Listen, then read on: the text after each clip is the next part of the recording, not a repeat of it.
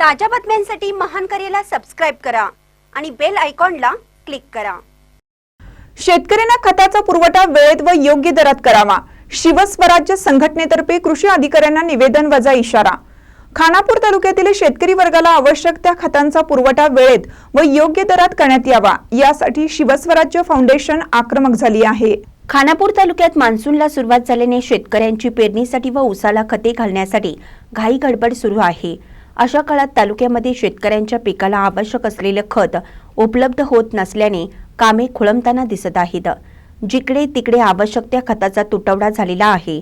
खानापूर तालुक्यातील खत विक्रेते, PKPS सोसायटी वा शासन नियुक्त अन्य वितरक किंवा पुरवठादार यांच्याकडून खते मिळेनाशी झाली आहेत।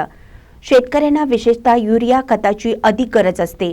अशावेळी खत वितरक आणि विक्रेते युरिया खतासोबत गोळी खत देखील घ्यावं लागतं अशी अट घालत आहेत। यात 1 पोती युरिया खतासोबत 2 पोती गोळी खत घेणं अनिवार्य असल्याचं सांगितलं जातं। त्यामुळे शेतकरी वर्गाला याचा फटका बसत आहे। युरिया खतासाठी त्याला पोत्यामागे 260 द्यावे लागतात, तर गोळी खताच्या पोत्यामागे शेतकऱ्यांना सुमारे 1600 ते 1800 इतके पैसे नाहक मोजावे लागत आहेत। अशामुळे तालुक्यातील अल्पभूधारक शेतकऱ्यांच्यावर आर्थिक ताण पडत आहे। तालुक्यातील शेतकऱ्यांच्या हितासाठी या जाचक अटीच्या विरोधात शिवस्वराज्य जनकल्याण फाउंडेशनने तालुक्यातील कृषी अधिकारी सतीश मविनकोप यांची भेट घेऊन आवाज उठवला।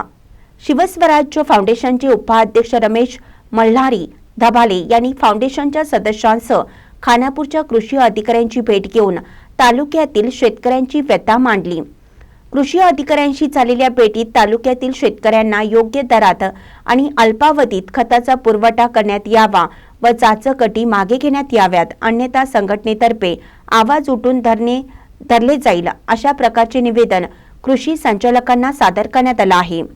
निवेदन देण्यासाठी शिवस्वराज्य जनकल्याण फाउंडेशनचे उपाध्यक्ष रमेश धबाले, सदस्य सुनील पाटील, नागेश भोसले, ॲडव्होकेट अभिजित सरदेसाई, सुधीर नावलकर, संदेश कोडचवाडकर, प्रभू कदम आदी उपस्थित होते।